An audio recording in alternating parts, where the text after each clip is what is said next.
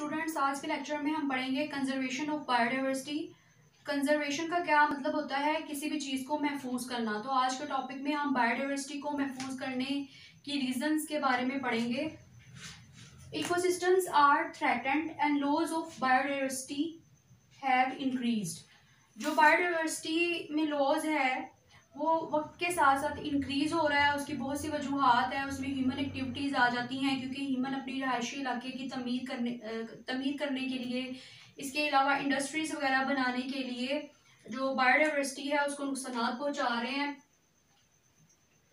और अगर एक्सटिंक्शन हो जाती है किसी भी स्पीशी की जो कि इन्वायरमेंट के अंदर प्रेजेंट है, कोई भी जानदार है, कोई भी एनिमल है या कोई भी प्लांट है, और उसकी एक्सटिंक्शन हो जाती है, तो ये जो इकोसिस्टम है उसकी स्टेबिलिटी के लिए हार्मफुल है।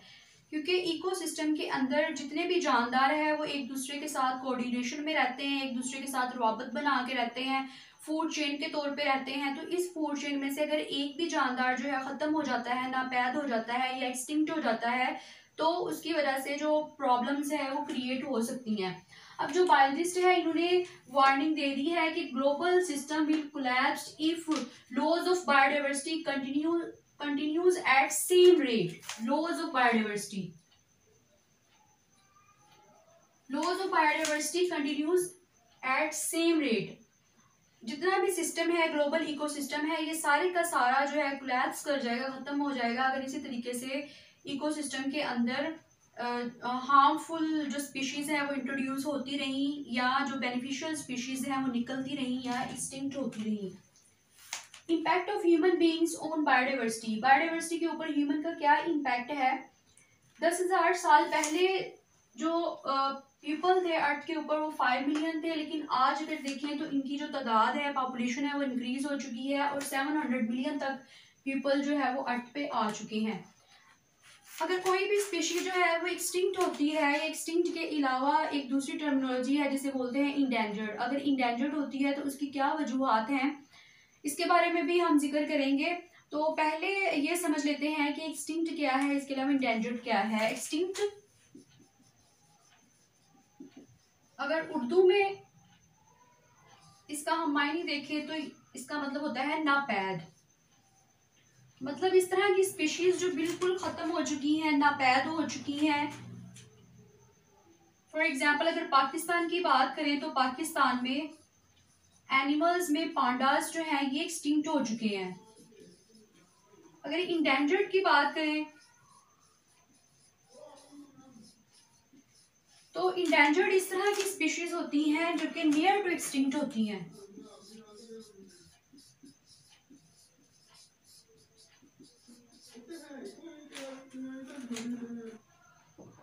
इंडेंजर्ड इस तरह की स्पीशीज होती हैं जो कि नियर टू एक्सटिंक्ट होती हैं, मतलब कि एक्सटिंक्ट नहीं हुई होती। पाकिस्तान में बहुत सी स्पीशीज एनिमल्स की और इसके अलावा प्लांट्स की एक्सटिंक्ट हो चुकी हैं, इसके अलावा इंडेंजर्ड हो चुकी हैं। इनमें इंक्लूडेड हैं lions, tiger, Asiatic cheetahs, Indian one horned rhinoceros, swamp deer, Indian wild ass, hangul and blackbuck. ये सारी की सारी जितनी भी एनिमल्स की स्पीशीज हैं ये एक्सटिंक्ट हो चुकी हैं या इंडेंजर्ड हैं। और इस सब के पीछे, एक्सटिंक्शन या इंडेंजर्डनेस के पीछे क्या रीजन है। Habitat loss, deforestation, over hunting, introduction of removal of species, pollution and the climate change are the major cause of species extinction. जो हंटिंग है ये कंट्रीब्यूट करती है 23%, इंट्रोडक्शन ऑफ न्यू स्पीशीज जो है वो 39% कंट्रीब्यूट करती है, हैबिटेट डिस्ट्रक्शन 36% कंट्रीब्यूट करती है, और बाकी जितनी भी रीजंस हैं वो 2% कंट्रीब्यूट करती हैं। इसमें अब टर्मिनोलॉजी आई है हैबिटेट। हैबिटेट क्या है। हैबिटेट का मतलब है प्लेस वेयर लिविंग ऑर्गेनिज्म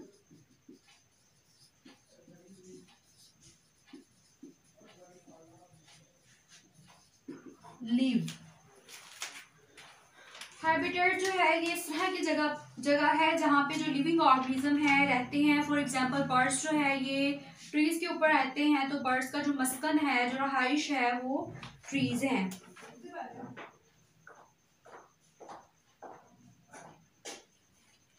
अगर हम फूड चेन की बात करें तो फूड चेन में सी स्टार और इसके अलावा जो मसल्स होते हैं ये आपस में एक दूसरे के साथ कोरिलेट करते हैं।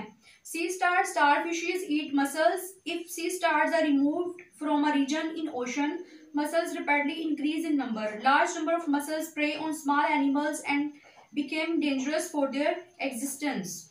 अगर जो सी स्टार्स हैं ओशंस में से रिमूव कर दी जाएं तो फिर जो मसल्स हैं वो मसल्स जो है वो इंक्रीज हो जाएंगे। क्यों इंक्रीज हो जाएंगे? क्योंकि सी स्टार्स पहले मसल्स को खा लेती थी, लेकिन सी स्टार्स ना होने की वजह से मसल्स की जो पॉपुलेशन है वो इंक्रीज हो जाएगी और इसके बाद जो मसल्स है फिर दूसरे एनिमल्स के ऊपर प्रे करने लग जाएंगे। प्रे का मतलब है शिकार करने लग जाएंगे और उसके बाद डेंजरस हो जाएंगे पूरे सिस्टम के लिए, ओशन के लिए। मतलब ये कि ये दोनों जो स्पीशीज़ हैं ये एक दूसरे के साथ कोरिलेट करती हैं और फूड चेन के तौर पे एक्ट करती हैं और इनमें से एक की भी गैर मौजूदगी जो है पूरे इकोसिस्टम को डिस्टर्ब कर देती है।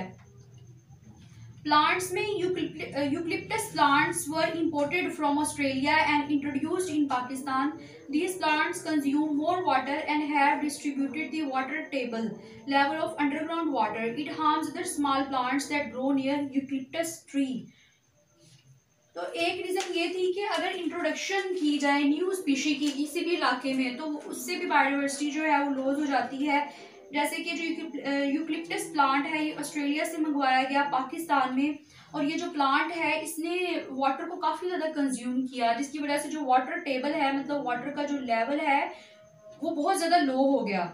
और जितने भी यूकलिप्टस प्लांट के इर्द गिर्द जितने भी प्लांट्स थे पानी का लेवल लो होने की वजह से इन प्लांट्स को इसने डिस्टर्ब किया।